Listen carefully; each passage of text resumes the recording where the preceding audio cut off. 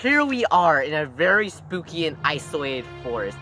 These woods are very dangerous. There are predators, harsh living conditions, and very few natural resources. There are many situations in which you can find yourself lost and alone in a forest, such as this one. Maybe you are the only survivor of a plane crash. Maybe you've been dropped into the forest by a serial killer. Maybe you watched your mom in Target and you walked away from her as you continue to progressively get lost from civilization.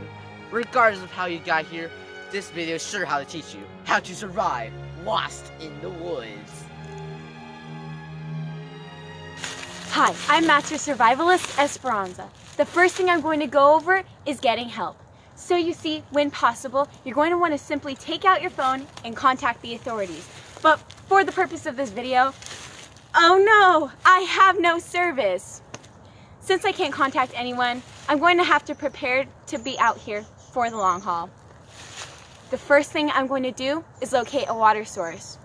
I'll be using a dowsing rod for this. For those of you who don't know, a dowsing rod is another word for a stick. Master survivalists, like myself, can use them to find water. Wish me luck. Hi, I'm Master Survivalist Ethan. Today, I'm going to be showing you how to build a good shelter. Now, a lot of people think shelter building is difficult, but there's really only one thing you need: wood. Now, I think the struggle to find wood is very heavily over-dramatized. We're in a forest. There's wood literally everywhere. Everyone makes survival out to be some difficult task, but I'm here to tell you it's not. We do it every day, but now we're out in the woods. So I'm just gonna stand here and not die. Easy. So you're just gonna do nothing? Seriously? Yep. Back to our survivalists. Okay, so I've been dowsing for a while now and I haven't found anything yet. Oh my gosh, water! Rivers are a good source of natural water. Flowing water is the best source of water to drink. Oh, good.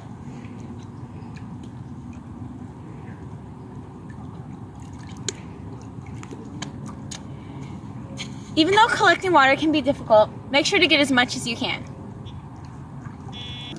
Seems like our shelter is just about finished up here, save for one last touch: a defense system. Some people will try to set up traps or snares, but why bother when we have an even better deterrent in a natural abundance? This here is poison ivy. Poison ivy is extremely dangerous.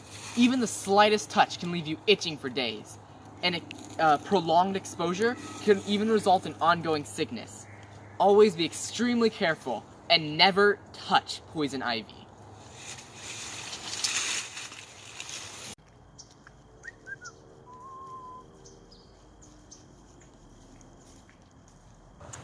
Now that I've got water, next thing on our list is food.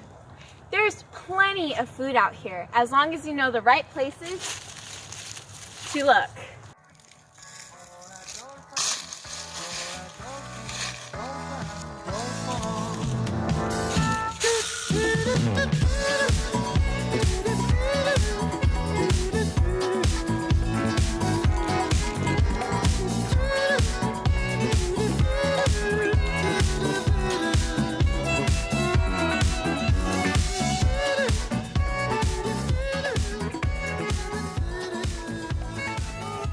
Now that I have my shelter all set up, the next thing I'm going to need to do is set up a fire.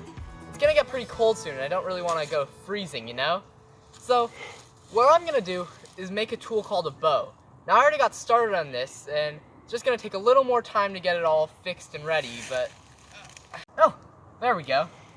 Next thing we need to do is attach the lighting mechanism. You really just want to twist it around the string. Sorry. Some people say it helps, but I mean, I'm a master survivalist, and I'm always better off just using the lighting mechanism itself. There we go. Next thing I'm going to need to do is find some wood. But as I said earlier, we're in a forest. There's wood everywhere.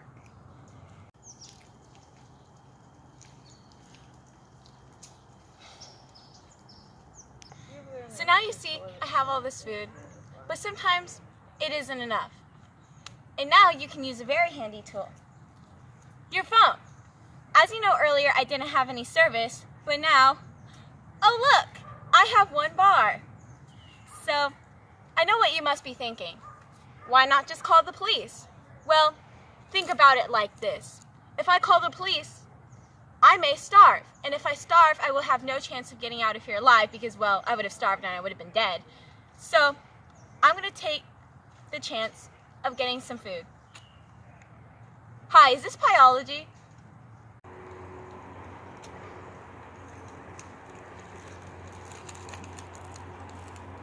Now that I'm sheltered, protected, and warm, the next thing to do is focus on an escape plan. Thanks to all this fire, there should have been a pretty good smoke signal that would attract anyone, police or otherwise, to my location. However, I'm a master survivalist. I don't need to rely on other people. So instead, I'm going to be using a more straightforward plan. I'm going to walk. Straightforward. Bye.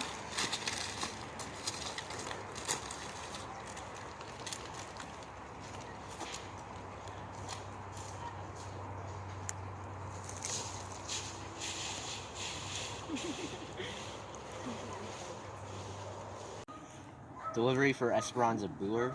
Oh yes, thank you. So now you see I have my food. And now for the next step of our plan. Planning my rescue. As you know, my phone was at 1 bar, but it's about to die. So how am I going to contact the police to get myself out of here? Well, I just so happen to bring my charger. And there's no outlets out here. So I know you may be wondering, how am I going to charge my phone? Well, as I learned in science class about 5 times already, plants are a direct source of energy as I get their energy from the sun. So let's just use the plants. Let's see if this works.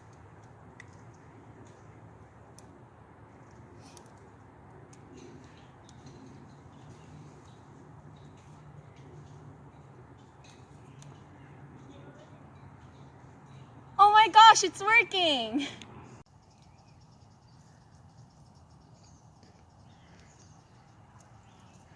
Okay, the police should be arriving soon, so now all I gotta do is stay calm. Oh no, a predator!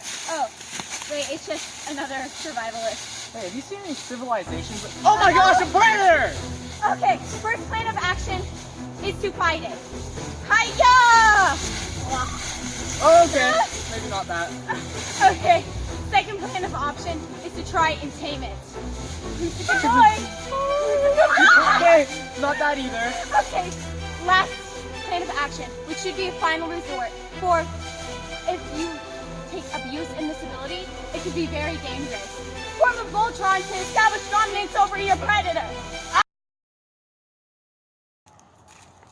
Oh my gosh, it's the police! We're saved! We survived. Lost in the woods. Sir, you are under arrest. What for? Well, setting fire to the forest is a federal crime. Put these on. We're going to jail. That's fair, I guess. Well, at least I survived.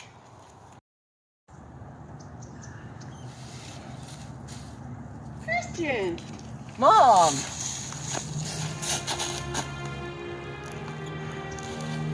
What the?